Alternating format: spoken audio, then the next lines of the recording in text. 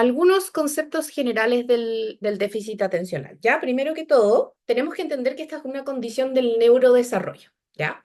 En el fondo, en palabras sencillas, eso significa que es una condición que se empieza a presentar con el mismo desarrollo del cerebro. Es un cerebro que se desarrolla en un canal un poco distinto a lo que está estipulado como desarrollo normativo. Por lo tanto, esto también significa que uno de los criterios diagnósticos más importantes que nos ayuda también a diferenciarlo de otras condiciones es que tiene que haber estado presente desde la infancia. Ya en el manual que ocupamos los psicólogos y los psiquiatras y los neurólogos se habla de 12 años, pero esa edad también ha estado un poquitito en cuestionamiento y cambiando porque en realidad está referido principalmente a población masculina. Pero para que nos entendamos, es un trastorno del neurodesarrollo. Lo que no puede ocurrir, por así decirlo, es que yo a los 25 años, ¿cierto?, debute con un trastorno de déficit atencional como tal, ¿cierto?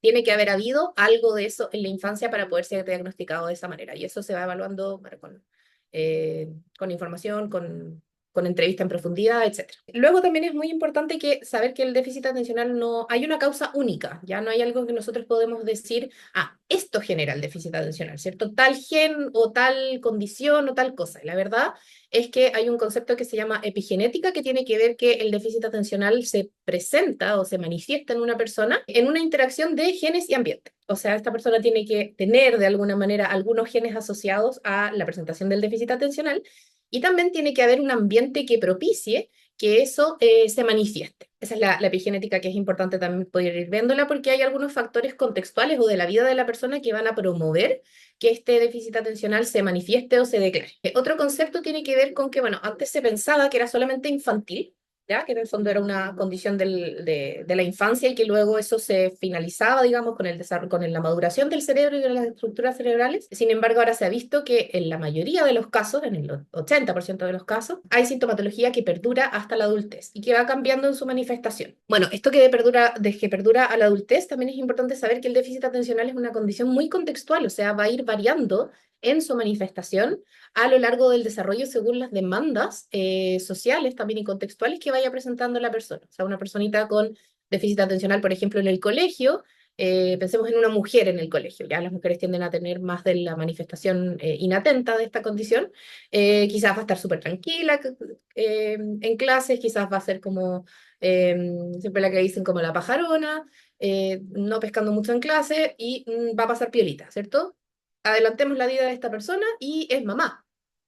Y en realidad entonces quizás ese déficit atencional va a empezar a interferir mucho más en la vida de la persona, ¿ya? Entonces responde muchísimo a las demandas del ambiente y sociales. Y por último, comentarles también que muchas veces como que los neurólogos o los psiquiatras intentan como decir, no, esto es ansiedad, ¿cierto? No, esto es déficit atencional y la realidad o lo que muestra la investigación es que la mayoría de las veces el déficit atencional viene con un diagnóstico secundario o con una coocurrencia diagnóstica, ¿ya? O sea, viene con un trastorno de ansiedad asociado, viene con depresiones, viene con autismo, viene con otras condiciones, digamos, de salud mental, que eso también no necesariamente es solamente genético, sino que también tiene que ver con los desafíos a los que se va afrontando la persona con TDA a lo largo de la vida.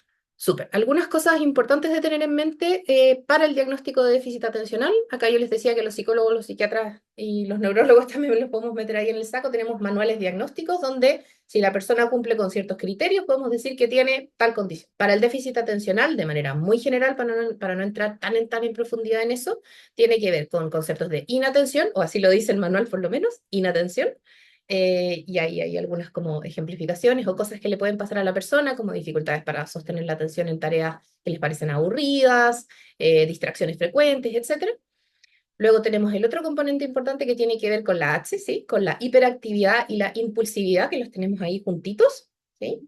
Que se manifiestan, en el fondo son como los mismos procesos que tienen una manifestación tanto de hiperactividad como de impulsividad en la persona que es de inicio temprano, como les decía, y que hay una persistencia, o sea, que persiste a lo largo del desarrollo. Y ahora el manual más nuevito lo divide en presentaciones, ya que quizás es como los subtipos que pueden haberlos escuchado por ahí, que puede ser predominantemente inatento, esto tiende a ser más frecuente en mujeres, predominantemente hiperactivo e impulsivo, esto tiende a ser más frecuente en hombres, y presentación combinada, que en realidad es como la más frecuente en la población en general. Entonces, ahora para entrar a cuestionar un poquitito, eso mismo que les mencionaba o que se menciona en el manual, El manual lo refiere, y como el concepto médico lo refiere como inatención, pero en realidad, a mi parecer, eso representa bien poco a lo que las personas con déficit atencional les ocurre realmente y en realidad representa bien poco también lo que ocurre a nivel biológico. Entonces podemos hablar mejor en una dificultad de la regulación de los procesos atencionales.